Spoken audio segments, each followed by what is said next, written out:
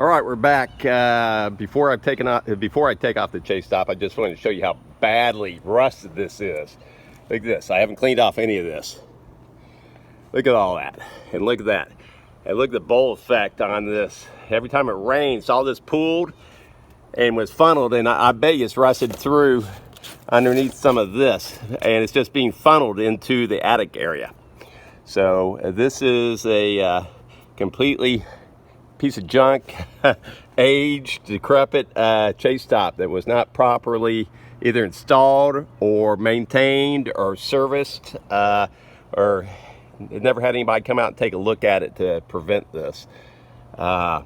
Anyways, that's what we're looking at here. Look at that. I mean, I find it kind of interesting because I don't see them in this extreme all the time. This is like on a scale of 1 to 10, as far as 10 being bad, this has got to be, I don't know, 8, 8.5, 9. It's not a 10. A 10 would be something where you could stick your hand through holes all throughout the surface area. So it's not a 10, but it's not too far off on that. So this is what we're looking at.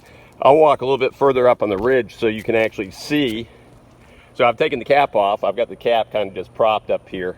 I've taken off the storm collar. I've already thrown the storm collar into the yard because I didn't need that up here as something to accidentally step on and slip and fall. But you can see, and I've always talking about this, so component pieces, this is your flue. It's the center pipe. The cap mechanism goes down into this, and then you have the upper portion of the cap on top. This is your flue liner. This is just a single wall flue liner. Got an inch clearance all the way around that. You got some spacers in there, as you can see here. And then this piece here, the flue liner goes through the center of the chase top. This is called the neck of the chase top. So that's what you're looking at component piece wise.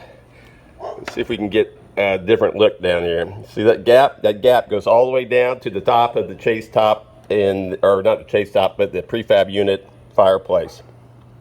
That's the flue.